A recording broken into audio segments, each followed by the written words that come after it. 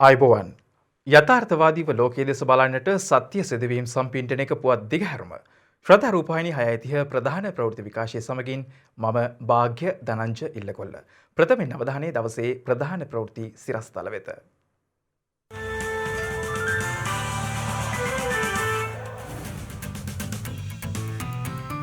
පොලිසියේ කොවිඩ් ආසාදිතීන් දහස ඉක්මවයි. අකුරණ ග්‍රාම නිලධාරී වසම් දෙකකට සංචරණ සීමා. විදෙස්ගත ශ්‍රී ලාංකිකයින් ගෙන්වා ගැනීමේදී මැද පෙරදිග ශ්‍රමිකීන්ට ප්‍රමුඛතා. මහනුවර සිදු වූ භූචලනවලින් වික්ටෝරියා ජලාශයට හානියක් නොමැති බව වූ විද්‍යාඥයින් පවසයි. නිවාර් සුලිකුණාටුව ඉදිරි පැය 12 තුළ ඡණ්ඩ සුලිකුණාටුවක් වන බව කාලගුණ විද්‍යා දෙපාර්තමේන්තුව පවසයි. ලොව කොවිඩ් මරණ ලක්ෂ 14 ඉක්මවයි.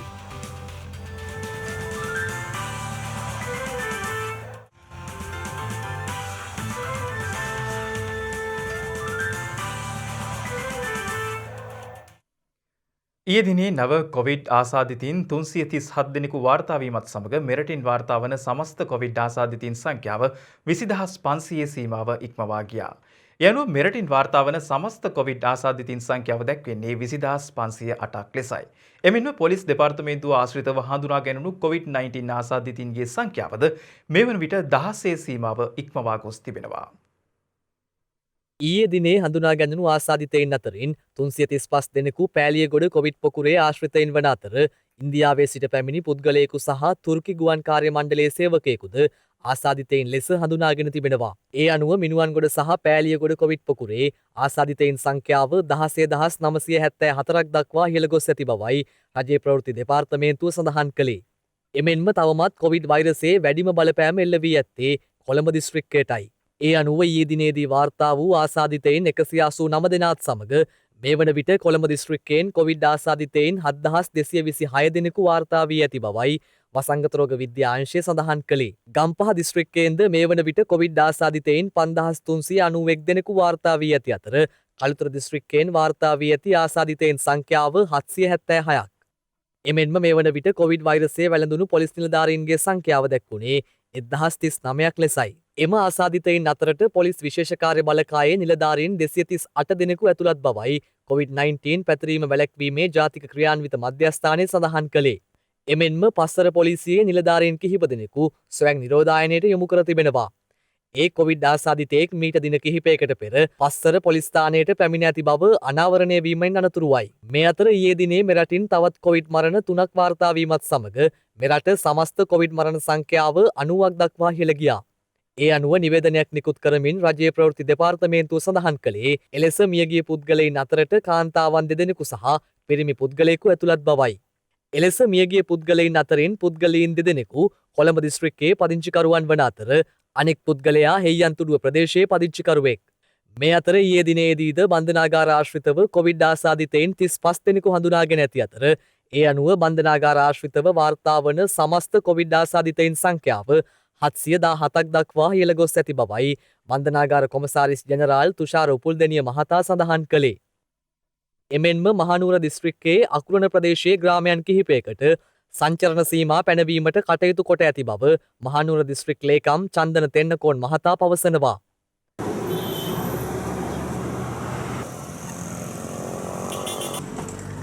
මේ අතර ශ්‍රී ලංකාවට පැමිණීමට නොහැකිව විදේශයන්හි රැඳී සිටින ශ්‍රී ලාංකිකයින් යළි දිවයිනට ගෙන්වා ගැනීමේදී මැද පෙරදිග රටවල සිටින ශ්‍රී ලාංකිකයින්ට ප්‍රමුඛතාවය ලබා දෙන බව යුද හමුදාපති ලුතිනන්ට් ජෙනරාල් ශවේන්ද්‍ර සිල්වා මහතා පවසනවා.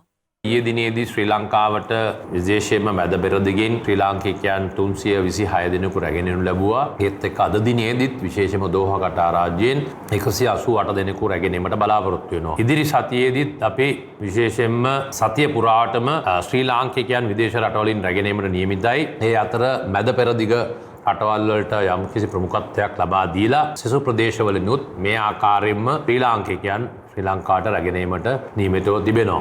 මේ වන විට වෛරසය ආසාදිතව රෝහල්වල ප්‍රතිකාර ලබන පුද්ගලයන් සංඛ්‍යාව 5456ක් වන අතර වෛරසය ආසාදිතයයි සැක සහිතව රෝහල්වල විමර්ශනය යටතේ පසුවන පුද්ගලයන් සංඛ්‍යාව 601ක්.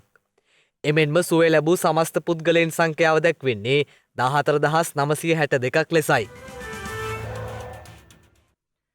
මේ අතර අද දිනේ නව ආසාදිත රෝගීන් 287 දෙනෙකු හඳුනා ගැනීමත් සමග මෙරට සමස්ත COVID-19 ආසාදිත පුද්ගලයන් සංඛ්‍යාව 20,765ක් දක්වා ඉහළ ගොස් තිබෙනවා. පෞද්ගලික රෝහල්වල නේවාසිකව ප්‍රතිකාර ලබන සියලු දෙනාට PCR පරීක්ෂණ සිදු කිරීම අනිවාර්ය කිරීම සම්බන්ධයෙන් තමන්ට පැමිණිලි ලැබී ඇති බව රජයේ වෛද්‍ය නිලධාරීන්ගේ සංගමය පවසනවා. එනිසා ඒ සම්බන්ධව මාර්ගෝපදේශ නිකුත් කරන ලෙස එම සංගමේ සහකාර ලේකම් වෛද්‍ය නවීන්ද සොයිසා මහතා සෞඛ්‍ය සේවා අධ්‍යක්ෂ ජෙනරල්වරයාගෙන් ඉල්ලීමක් කරනවා. PCR පරීක්ෂණ සම්බන්ධයෙන් අපිට පැමිණිලි ඉදිරිපත් වෙලා තියෙනවා පෞද්ගලික අංශයේ රෝහල් වල මේ රෝහලට ඇතුල් වෙලා ප්‍රතිකාර ගන්න. එමෙ නැත්නම් නේවාසික ප්‍රතිකාර ගන්නා සියලුම රෝගීන්ට අනිවාර්ය කිරීමක් කළා තියෙනවා කියලා. අපි මේ සම්බන්ධයෙන් සෞඛ්‍ය සේවා අධ්‍යක්ෂ ජෙනරල්වරයා විමසීමක් කරා. එහෙම මාර්ගෝපදේශනයක් සෞඛ්‍ය සේවා අධ්‍යක්ෂ ජෙනරල්වරයා විසින් නිකුත් කළා තියෙනවා කියලා. ඊට පැහැදිලිව එතුමා කිව්වා එහෙම නියෝගයක් නිකුත් කළා නැහැ කියලා. ඒක අපි ඉල්ලීමක් කරා මේ PCR පරීක්ෂණ කරන්න ඕන පිරිස් කවුද? එහෙම නැත්නම් ඔවුන්ගේ රිස්ක් ඇසෙස්මන්ට් එක කිරීමෙන් පසු මේ PCR පරීක්ෂණ කිරීම සඳහා යොමු කරන්න. එහෙම නැත්නම් මේක තමන්ගේ මේ පරීක්ෂණ කාට හරි කරලා නැත්නම් පරීක්ෂණ ප්‍රමාණය වැඩියෙන් කිරීම නෙමෙයි මේදී බලාපොරොත්තු වෙන්නේ. ඒතර පෞද්ගලික අංශය තුල උනත් රාජ්‍ය අංශය තුල උනත් පරීක්ෂණ කළ යුතු අයට තමයි පරීක්ෂණ කළ යුතු තියෙන්නේ. ඒක තමයි අපි කිව්වේ ටෙස්ට් ඇල්ගොරිතම් එකක් හදන්න කියලා. කියන්නේ මෙන්න මේ රෝගී අවධිය අනුව කළ යුතු පරීක්ෂණය කුමක්ද කියලා තීරණය කළ යුතු තියෙනවා. ඒ පරීක්ෂණය කොයි වෙලාවෙ කළ යුතුද කියලා තීරණය වෙනවා. ඒ පරීක්ෂණ ප්‍රතිඵල නිශ්චිත වෙලාවට ලැබිය යුතු තියෙනවා. ඒ නිසා අපි සෞඛ්‍ය සේවා අධ්‍යක්ෂ ජෙනරල්වරට ලිපියක් මගින් දැනුම් දීමක් කරා. අපිට මෙහෙම පැමිණිලි ලැබිලා තිබෙනවා. පෞද්ගලික අංශයේ සමහර රෝහල් වල මේ සියලුම රෝගීන්ට මේක අනිවාර්ය කිරීම සම්බන්ධව ඒ නිසා ඒ සම්බන්ධයෙන් මාර්ගෝපදේශනයක් නිකුත් කරන්න කියන ඉල්ලීම අපි සෞඛ්‍ය සේවා අධ්‍යක්ෂ ජෙනරල්තුමාගෙන් කරා. මේ අතර රටේ විශේෂඥ වෛද්‍යවරුන්ගේ මාරුවීම් සම්බන්ධයෙන්ද වෛද්‍ය නවීන්ද සොයිසා මහතා මෙලෙස අදහස් පළ කළා. රටේ විශේෂඥ වෛද්‍යවරුන්ගේ පත්වීම් මාරුවීම් ලබන සහ මාරුවීම් නොලබන කියලා කාණ්ඩ දෙකක් තිබෙනවා. ඒදී විශේෂයෙන්ම ශික්ෂණ රෝහල් වල ඒ ශික්ෂණ රෝහල් සඳහා විශේෂයෙන්ම මේ මාරු නොවන කාණ්ඩයේ විශේෂඥ වෛද්‍යවරුන් අනුයුක්ත කිරීමක් සිදු වෙනවා. ඒදී වෛද්‍ය ශිෂ්‍යයින් ඒ වගේම පශ්චාත් උපාධි වෛද්‍යවරුන් මේ සියලුම කාණ්ඩ වලට සෞඛ්‍ය සේවය අනිකුත් කාණ්ඩයන්ට ඉගැන්වීම කරන පිරිසක් එහිට අනුයුක්ත කරනවා. මේ වෙනකොට සාම්ප්‍රදායික ක්‍රමවේදයෙන් බැහැරව ගිහිල්ලා මේ මාරුවීම් නොලබන අයව ලැයිස්තුගත කරලා එවන්න කියලා යම්කිසි වැඩපිළිවෙලක් ආරම්භ කිරීම නිසා මේ ස්ථාන ප්‍රධාන පුරප්පාඩු 89ක් මේ වෙනකොට ඒ ක්‍රියාත්මක නොවන තත්ත්වයක පවතිනවා. ඒ සම්බන්ධව ඊයේ සෞඛ්‍ය සේවා අධ්‍යක්ෂ ජනරල්තුමා සමග සාකච්ඡා කළා. ඒදී අපි පැහැදිලි කරලා දුන්නා මේක ඉතාම හදිස්සි අවශ්‍යතාවයක්. මොකද රටේ සෞඛ්‍ය ක්ෂේත්‍රයට අධ්‍යාපනය ලබා දෙන ආයතනවල පවා එක පැත්තෙන් රෝගී සත්කාරක සේවාවන් වලට බලපෑමක් සිදු වෙනවා. අනිත් පැත්තෙන් අධ්‍යාපන කටයුතු වලට බලපෑමක් කරලා දෙනවා. අපි බලාපොරොත්තු වෙනවා රාජ්‍ය සේවා කොමිෂන් සභාව සහ සෞඛ්‍ය අමාත්‍යාංශය මේකට ඉක්මන් පියවරක් අරගෙන ඒ මාරු ලැයිස්තු ඉක්මනින් ප්‍රකාශයටපත් කරයි කියලා. පාසල් ආරම්භ වූ ප්‍රදේශවල පාසල් දරුවන්ගේ ප්‍රවාහන කටයුතුවලදී සෞඛ්‍ය රෙගුලාසි උල්ලංඝනය වන බවට තොරතුරු වාර්තා වන බව පොලිස් මාධ්‍ය ප්‍රකාශක නියෝජ්‍ය පොලිස්පති අජිත් රෝහණ මහතා පවසනවා. මේ හේතුවෙන් ඒ පිළිබඳ දැඩි ලෙස අවධානය යොමු කරමින් කටයුතු කරන ලෙසයි පොලිස් මාධ්‍ය ප්‍රකාශකවරයා සිසු දරුවන්ගේ ප්‍රවාහන කටයුතු හා සම්බන්ධ පුද්ගලයන් වෙත අවධාරණය කර ඇත්තේ. නිරෝධායන රීතීන් වලට අනුව සංචාරණ සීමාවන් තවදුරටත් පොලිස් බල ප්‍රදේශ 18ක් ආශ්‍රිතව ක්‍රියාත්මක වෙනවා. කොළඹ නගරයේ ආශ්‍රිත පොලිස් බල ප්‍රදේශ 13ක් සහ ගම්පහ දිස්ත්‍රික්කයේ පොලිස් බල ප්‍රදේශ 5ක් ආශ්‍රිතව ඊයේ දිනේදී බස්නාහිර පළාතෙන් පිටත පාසල් විවෘත වුණා. මේ පාසල් විවෘත වීම සම්බන්ධයෙන් පොලිසිය විසින් නිරීක්ෂණය කරනු ලැබුවා. මෙහිදී විශේෂයෙන්ම ප්‍රවාහන සේවා මගින් දරුවන් ප්‍රවාහනය කිරීමේදී යම් ආකාරයක නිරෝධායන රීතීන් වලට පටහැනිව දරුවන් ප්‍රවාහනය කරන බව නිරීක්ෂණය වී තිබෙනවා. මේ සම්බන්ධයෙන් රථවාහන පොලිස් නිලධාරීන් විසින් අවවාද කර තිබෙනවා. ඒ නිසා අපි ඉල්ලා සිටිනවා පොදු ප්‍රවාහන සේවාවලින් වෑන් රථ රියදුරන්ගෙන් පාසල් ළමුන් ප්‍රවාහනය කරන වෙනත් ආකාරයේ රථවල රියදුරන්ගෙන් සෑම විටම නිරෝධායන රීතීන් වලට අනුගතව කටයුතු කරන්න. කුඩා දරුවන්ට ඔවුන්ට සමහර විට නොතේරෙන බවක් තිබෙන්නට පුළුවන් වාහනේ ගමන් කිරීමේදී. කෙසේ වෙතත් සෑම විටම මුහුණු ආවරණ පැළඳා සිටීමට උපදෙස් දෙන්න, බස් රථයේදී මුහුණු ආවරණ පැළඳා සිටීමට උපදෙස් දෙන්න. ඒ වගේම හිතාක් දුරට දුරස්ථභාවයේ නැමැති සංකල්පය අනුගමනය අනුගමනය කිරීමට උපදෙස් දෙන්න. මෙය සෑම වාහනයකම රියදුරුගේ කොන්දොස්තර එම නැත්නම් සහායකයාගේ වගකීමක් වෙනවා වගේම එම වාහන අයිතිකරුවන්ගේ වගකීමක් වෙනවා. නිරෝධායන රීතීන් වලට අදාළ ගැසට් පත්‍රය අනුව අයිතිකරු රියදුරු ඒ වගේම සහායක නැත්නම් කොන්දොස්තර මේ සියලු දෙනාටම මේ වගකීම් පැවරෙනවා. ඒ වගේම දෙමව්පියන්ගෙනුත් අපි ඉල්ලා සිටිනවා පාසල් ආරම්භ කර ඇති ප්‍රදේශවල ඔබගේ දරුවා නිවසින් පිටවන විට අවශ්‍ය උපදෙස් දෙන්න. මුහුණු ආවරණ විශේෂයෙන්ම පොදු ප්‍රවාහන සේවාවලදී පැළඳ ගමන් කරන ලෙසට අනිවාර්ය උපදෙස් ලබා දීමට කටයුතු කරන්න. නිරෝධායන රීතීන් අනුගමනය කිරීමට දරුවන්ට උපදෙස් දෙන්න. පසුගිය කාලවකවානුවේ මහනුවර පල්ලේකැලේ ප්‍රදේශයේ ඇති වූ කම්පන තත්ත්වයන් සම්බන්ධයෙන් සමාජයේ විවිධ කතාබහ ඇති වුණා.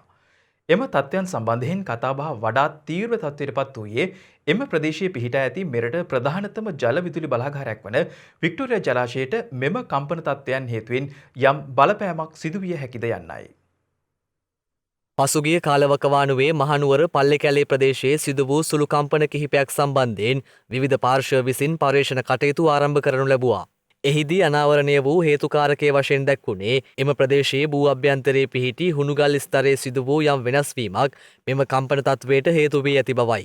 මෙම කම්පන තත්ත්වයේ හේතුවෙන් එම ප්‍රදේශයේ නිවාස කිහිපයකට සුළු හානි තත්ත්වයක් ඇති වූ අතර ඒත් සමගම මෙම කම්පන තත්ත්වයන් හේතුවෙන් එම ප්‍රදේශයේ පිහිටා ඇති වික්ටෝරියා ජලාශයට සිදුවිය හැකි බලපෑම සම්බන්ධයෙන්ද මෙරට බලධාරීන්ගේ අවධානය යොමු වුණා. මෙම තත්ත්වය සම්බන්ධයෙන් පර්යේෂණ සිදු කරන ලද පේරාදෙණිය විශ්වවිද්‍යාලයේ භූගර්භ විද්‍යා දෙපාර්තමේන්තුවේ ජ්‍යෙෂ්ඨ කතිකාචාර්ය ආචාර්ය ජගත් තිලකසිරි මහතා පවසන්නේ පල්ලේකැලේ ආශ්‍රිතව පසුගිය කාලයේ ඇති වූ භූකම්පනවලින් වික්ටෝරියා ජලාශයට කිසිදු බලපෑමක් සිදු නොවන බවයි. මහනුවර පල්ලේකැලේ ආශ්‍රිතව පසුගිය මාස කිහිපය තුළ ඇති වූ සුළු කම්පන තත්ත්වයන්ගේ බලපෑමේ ස්වභාවය සම්බන්ධව කරුණු අධ්‍යයනය කිරීම අරමුණු කර ගනිමින් මධ්‍යම පළාත් ආණ්ඩුකාර නීතිඥ ලලිත් යූ ගමගේ මහතා විසින් අද කැඳවා තිබූ විශේෂ සාකච්ඡාවක් අනතුරුව ගුණතිලක මහතා මේ බව සඳහන් කළා.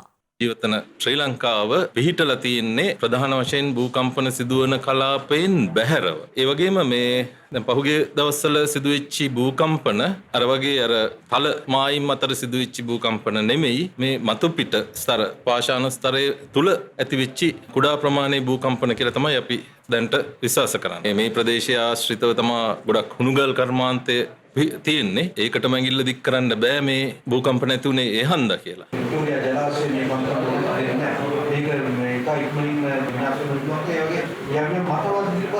වික්ටෝරියා ජලාශය වේල් ඉදි කරලා තියෙන්නේ මේ ප්‍රදේශයට දැනෙන්න පුළුවන් උපරිම භූකම්පන තීව්‍රතාවය ගැන අධ්‍යයනය කරලා තමයි ඒක හදලා තියෙන්නේ. ඒකින්ද ඒකෙන් බලපෑමක් වෙන විදිහක් නැහැ. දැන් මේවා අපි මෙතෙක්කල් මේ මෑත කාලේදී සිදුවේවා සහ පහුගිය අවුරුදු 100 වගේ කාලය ඇතුළත සිදුවෙච්ච භූමිකම්පා අනුව මේ වගේ කිසිම අවදානමක් නැහැ. මේ අතර මහනුවර සිදු වූ භූකම්පන සම්බන්ධයෙන් සොයාබැලීම සඳහා පත් කළ කමිටුවේ වාර්තාව අද පරිසර අමාත්‍ය මහින්ද අමරවීර මහතා වෙත ලබා දී තිබෙනවා. පුළුල්ල අධ්‍යයනය කරලා තියෙන්නේ මේ තුලින් වික්ටෝරියා ජලාශයත් මේ ප්‍රදේශයේ තියෙන්නේ ඉදිකිරීම් වලට කොහොමද බලපෑමක් ඇති වෙන්නේ ඒවට හේතු වුණාද ඒ වගේම ඒවට මේ භූකම්පන ඉදිරියේදී මීට වඩා වැඩි තත්ත්වයක් ඇති වුණොත් ඒවට කොහොමද මුහුණ දෙන්නේ කියන එක පිළිබඳවත් දැඩි අවධානය යොමු කරලා තිබෙනවා. ඒ වගේම මේකට හේතු විදියට සමහර අය කිව්වේ මේකට මේ හුණුගල් කැඩීම නිසා මේ තත්ත්වය ඇති වෙනවා කියන එක පිළිබඳව ඒ පිළිබඳව වෙනමම පරීක්ෂා කරලා තිබෙනවා. ඒ වගේම ඒක සම්පූර්ණ බැහැර කිරීමක් සිද්ධ වෙන්නේ නැහැ. තවදුරටත් මේ පරීක්ෂණ කටයුතු සිදු වෙනවා. මේ වගේ සුළු භූකම්පන තත්ත්වයන් මීට පෙරත් මේ සිදු වෙලා තිබෙනවා. ඒ සියල්ල පිළිබඳව මේ විද්වත් කමිටුව අධීක්ෂණය කරලා තියෙනවා. ඒ වගේම ඒ අය යෝජනා කරන දිගුකාලීනව මේ අධීක්ෂණ කටයුතු කරන වැඩපිළිවෙලක් සකස් කරන්න ඕනේ. දැනට මේ තත්ත්වය පිළිබඳව මේ සඳහන් වෙන්නේ මේක බරපතල තත්ත්වයක් කියලා අපිට වාර්තා වෙන්නේ නැහැ. ලොකු අවදානමක් තියෙනවා කියලා අපිට වාර්තා වෙන්නේ නැහැ. නමුත් අපි මේ සිද්ධිය සාමාන්‍ය තත්ත්වයක් විදිහටම සලකලා බැහැර කරන්න සූදානම් වෙන්නෙත් නැහැ. ඒ නිසා තමයි දිගටම මේ පිළිබඳව අධීක්ෂණ කරන කණ්ඩායමක් පතල්හා භූවිද්‍යා ගැනීම් අංශයෙන් පත් කරන්න බලාපොරොත්තු වෙන සමීක්ෂණ අංශයෙන් ඒ වගේම ආපදා කළමනාකරණ මධ්‍යස්ථානයේ ඒ සහයෝගය එක්ව ඒකාබද්ධ වැඩපිළිවෙලක් සකස් කරන්න තමයි බලාපොරොත්තුව තියෙන්නේ. නිර්තදිග බෙංගාල බොක්ක මුහුද ප්‍රදේශයේ පවතින නිවාර් සුලිකුණාටුව ඉදිරි පැය 36ක කාලය තුළ ඡණ්ඩ සුලිකුණාටුවක් දක්වා වර්ධනය වෙමින් දිවෙනේ උතුරු වෙරළ ආසන්නයෙන් ඉන්දියාවේ තමිල්නාඩු වෙරළ දෙසට ගමන් කරනු ඇති බවයි කාල්ගුණ විද්‍යා දෙපාර්තමේන්තුව නිවේදනය කරන්නේ. නිර්තදිග බෙංගාල බොක්ක මුහුද ප්‍රදේශයේ පවතින නිවාර් සුලිකුණාටුව අද උදෑසන 8:30 වන විට ලංකාවේ කංකසන්තුරේ වෙරළට කිලෝමීටර 325ක් නැගෙනහිරින් ස්ථානගතව පැවති බවයි කාල්ගුණ විද්‍යා දෙපාර්තමේන්තුව සඳහන් කළේ. එම දෙපාර්තමේන්තුව නිවේදනය කළේ මෙම පද්ධතියේ බලපෑම හේතුවෙන් දිවයිනේ නැගෙනහිර උතුරු සහ උතුරු මැද පළාත්වල විටින් විට පැයට කිලෝමීටර 60ක් 70ක් පමණ දක්වා ඉතා තද ප්‍රහාරාත්මක සුළං ඇති විය හැකි බවයි. මේ අතර උතුරු පළාතේ බොහෝ ස්ථානවල වැසි අපේක්ෂා කරන අතර තැනින් තැන මිලිමීටර 100ට වැඩි වැසි ඇති විය හැකි බවද කාලගුණ විද්‍යා දෙපාර්තමේන්තුව සඳහන් කළා. ඊයේ දිනේ දිවයිනට ඊශාන දිශෙන් බෙන්ගාල බොක්කයේ පැවති පීඩන අවපාතය අද දින වෙන විට සුලිකුණාටුවක් බවට පරිවර්තනය වෙලා තියෙනවා. එතකොට මේක ඉදිරි පැය 12 තුල ඡණ්ඩ සුලිකුණාටුවක් බවට පරිවර්තන ලකුණු තමයි පහළ වෙලා තියෙන්නේ. මේ තත්ත්වයට අපි නැවත වරක් ධීවර හා නායක ප්‍රජාවට අවදානම පැහැදිලි කරනවා. මේ උතුරු සහ ඊශාන දිග සහ නැගෙනහිර මුහුදු තීරයේ ගැඹුරු සහ නොගැඹුරු මුහුදු තීරවල ධීවර හා නාවික කටයුතු වල යෙදෙන්න එපා කියන එක. අනෙක් කාරණේ තමයි මෙහි වක්‍ර බලපෑම තමයි දිවයින තුල තියෙන්නේ. විශේෂයෙන්ම මේක තියෙන්නේ දිවයිනේ උතුරු කරේ උතුරු මැද නැගෙනහිර වගේ පළාත්වල ඕනෑම අවස්ථාවක වැසි තත්ත්වයන් නිර්මාණය වෙනවා. වැසි හෝ ගිගුරුන් සහිත වැසි. දිවයිනේ සෙසු පළාත් ගත්තොත් සාමාන්‍යයෙන් බස්නාහිර, සබරගමු, මධ්‍යම වගේ පළාත්වල ස්ථාන කිහිපයක වැසි හෝ ගිගුරුන් සහිත වැසි තත්ත්වයන් නිර්මාණය වෙනවා. මෙම සුලිකුණාටුව ඊට පස්සේ අපි 25 වෙනි දින වගේ වෙනකොට මේක ඉන්දියාවේ තමිල්නාඩු වෙරළබල තීරයට ඇතුළු වෙන ලකුණු තමයි දැනට අපේ විශ්ලේෂණවල පැහැදිලිව පෙන්වුම් කරන්නේ. පවතින කොවිඩ් තත්ත්වය හමුවේ වුවද අපරාධ නඩු 9688ක ඉදිරි පියවරගෙන ඇති බව නීතිපති දෙපාර්තමේන්තුව පවසනවා. නීතිපතිවරයාගේ සම්බන්ධීකරණ නිලධාරිණී රජයේ අධිනීතිඥ නිශාරා ජයරත්න මෙනවිය සඳහන් කළේ එම නඩුවල චෝදිතයන්ට එරෙහිව මහාධිකරණය හමුවේ අධිචෝදනා ගොනු කර අවසන් බවයි. මේ වසර පුරා පැවති කොවිඩ් වසංගත තත්ත්වය මැද්දේ ගරු නීතිපතිවරයාගේ මෙහෙයවීම යටතේ නීතිපති දෙපාර්තමේන්තුවේ නිලධාරීන් විසින් අපරාධ ගොනු 9688ක වැඩ අවසන් කර තිබෙනවා. අධිචෝදනා පත්‍ර 4019ක් විවිධ මහාධිකරණවල ගොනු කර තිබෙනවා. සැකකරුවන් 3012ක් නිදහස් කර තිබෙනවා. තවද මහේස්ත්‍රාත් අධිකරණවල ගොනු 2499ක් සම්බන්ධයෙන් නීතිපති උපදෙස් ඉදිරිපත් කර තිබෙනවා. දැන් සිව්දෙසින් වාර්තා වූ පුවත් කිහිපයක් සමගින් සිව්දෙසින් පුවත්.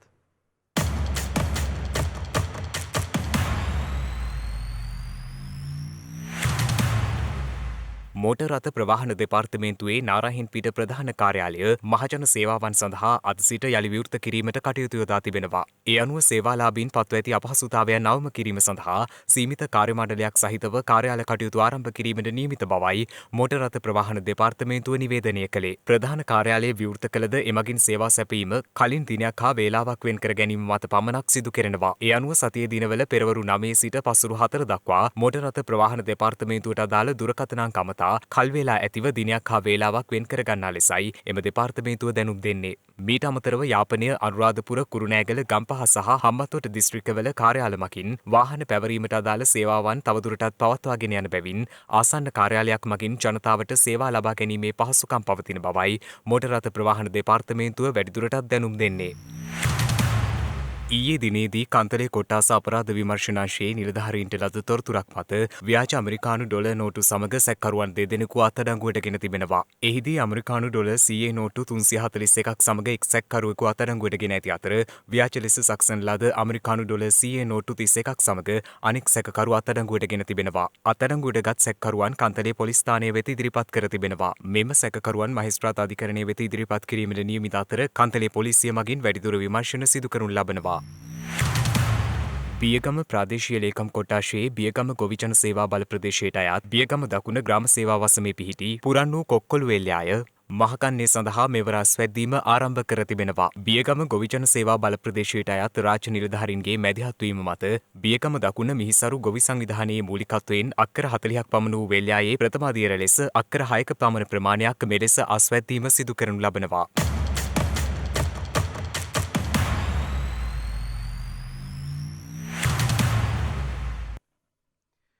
2020 වසර නිමවන්නට ආසන්නව තියෙන මොහොතක ලොව වැඩියෙන්ම භාවිතයට ගනු ලබන වචනය ගැන සොයා බැලීමක් සිදු කර තිබෙනවා. යනුව ඔබ හිතන්නේ 2020 වසරේ වැඩියෙන්ම භාවිත වුණු වචනය මොකක්ද?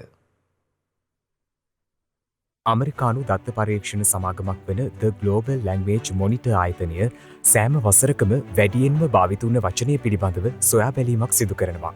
ඒ අනුව පසුගිය වසරේදී වැඩිම භාවිත වචනය වුණේ woke. ඔබ හිතන්නේ මෙවර එහෙම නැත්නම් 2020 වසරේදී ලෝපුරා වැඩියෙන්ම භාවිත වුණ වචනය මොකක්ද?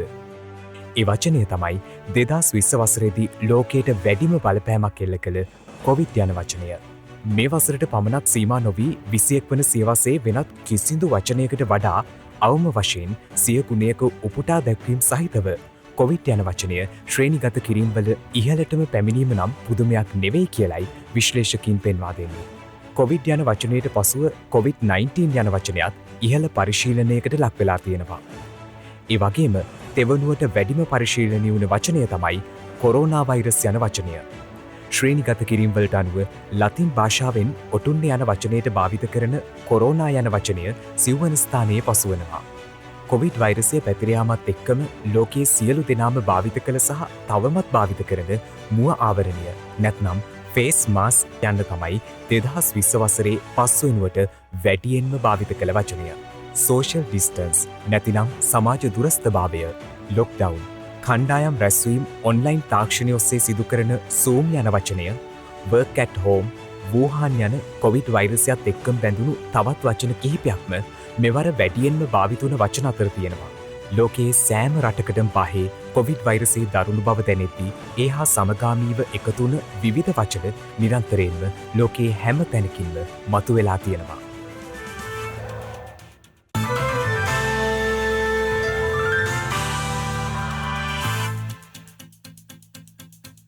දැන් අවධානය විදේශ පුවත් වෙත.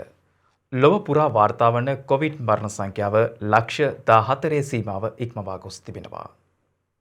ඒ අනුව ලොවපුරා රටවල් සහ එම රටවල් මගින් පාලනය වන රාජ්‍ය අතරින් වැඩිම කොවිඩ් මරණ සංඛ්‍යාවක් වාර්තා වන්නේ ඇමරිකාවෙන්. කෙසේ වෙතත් පසුගිය දින කිහිපයට සාපේක්ෂව ලොවපුරා සිදුව ඇති දෛනික මරණ සංඛ්‍යාවේ අඩුවක් පෙන්නුම් කරන බවයි ලෝක සෞඛ්‍ය සංවිධානය සඳහන් කරන්නේ. ඇමරිකාවට අමතරව ඉන්දියාව, බ්‍රසීලය සහ මෙක්සිකෝව යන රටවලින් ලක්ෂය ඉක්ම වූ මරණ සංඛ්‍යාවක් මේ වන විට වාර්තා වී තිබෙනවා. මේ අතර කොවිඩ් ප්‍රතිකාර සඳහා නිපදවා ඇතියෙන් අත පළමු ඇමරිකානුවාට දෙසැම්බර් 11 වනදා ලබා දෙන බව එරට කොවිඩ් එන්නත් වැඩසටහන පවසනවා. ඒ අනුව එරට සෞඛ්‍ය බලධාරීන් සඳහන් කර ඇත්තේ එන්නත් අනුමත කිරීමෙන් අනතුරුව ප්‍රතිශක්තීකරණ කටයුතු සිදු කෙරෙන ස්ථානයට පැය 24ක් ඇතුළත අදාළ එන්නත් යැවීමට සැලසුම් කර ඇති බවයි. මේ වන විට එරටින් කොවිඩ් ආසාදිතයින් මිලියන 12.7කට වැඩි සංඛ්‍යාවක් හමු වී ඇති අතර වාර්තා වී ඇති කොවිඩ් මරණ සංඛ්‍යාව 2,63,000 සීමාවද ඉක්මවා ගොස් තිබෙනවා.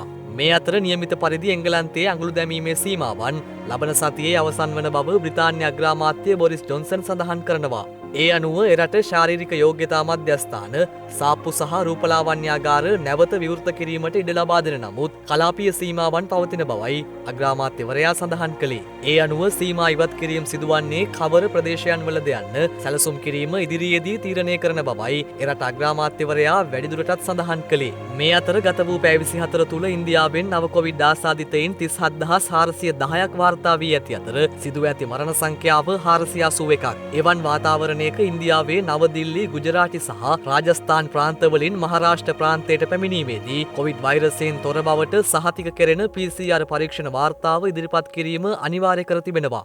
වෛරසයේ දරුණු බලපෑමකට මහාරාෂ්ට්‍ර ප්‍රාන්තය ලක් වුවද මේ වන විට ක්‍රමයෙන් එම ප්‍රාන්තයෙන් රෝගීන් වාර්තා වීම අඩු වී ඇති අතර යලි වෛරසයේ ව්‍යාප්තිය පාලනය කිරීම සඳහා PCR පරීක්ෂණ වාර්තා අනිවාර්ය කිරීමට ප්‍රාන්ත බලධාරීන් පියවරගෙන ඇති බවයි විදේශ මාධ්‍ය වාර්තා කළේ. මේ අතර සඳමතින් පාෂාණ කැබලි රැගෙනීම සඳහා චීනයේ නිපද වූ චාන්ගි 5 අභ්‍යවකාශයානය ගුවන්ගත කර තිබෙනවා. වැන්චෑන් ගුවන්ගත කිරීමේ මධ්‍යස්ථානයෙන් ඊයේ ගුවන්ගත කළ මෙම යානය සාර්ථක වූහොත් ලබන දෙසැම්බර් මැද භාගයේදී එය නැවත පෘථුවියට පැමිණිය යුතු බවයි විදේශ මාධ්‍ය වාර්තා කළේ. මෙම මෙහෙයුම සාර්ථක වූහොත් වසර 50කට පමණ පසු සාර්ථකව සඳහි පාෂාණ පෘථුවියට රැගෙන එන තුන්වන රට බවට චීනය පත්වනවා.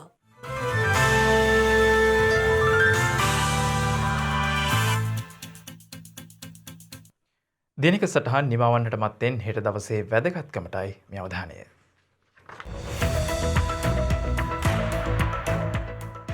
හෙට නොවැම්බර් මස 25 වනදා 1865 වර්ෂයේදී කොළඹ මහනගර සභා ආඥාපනත ව්‍යවස්ථාදායක සභාව විසින් සම්මත කිරීමත් සමග කොළඹ මහනගර සභාව සංස්ථාපනය කර ඇත්තේ හෙටවැනි දිනකයි. එක්සත් ජාතීන්ගේ මහමණ්ඩලය මගින් නම් කරන ලද කාන්තාවන්ට එරෙහි හිංසනය තුරන් කිරීමේ ජාත්‍යන්තර දිනයේදී ඇත්තේ නොවැම්බර් මාස 25 වන දිනටයි. මෙවර එම දිනයේ තේමාව අරමුදල් ප්‍රතිචාර වැළැක්වීම එකතු කිරීම යන්නයි. කෘතිම හදවතකින් වසරක් සහ දින 255ක් ජීවත් වූ පුද්ගලයා ලෙස ගිනස් වාර්තාපොතරෙක් වූ විලියම් ජේ ස්ක්‍රොඩර්ට එම කෘතිම හදවත බද්ධ කර ඇත්තේ 1984 නොවැම්බර් මාස 25 වන දිනයි.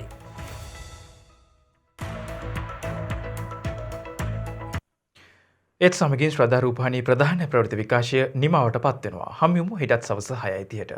තෙරුවන් සරණයි. නමෝ බුද්ධාය. මෙවැනි වැදගත් පුවත් නැරඹීම සඳහා ශ්‍රද්ධා TV News YouTube චැනලය සබස්ක්‍රයිබ් කර සීනුව සලකුණ වන්න.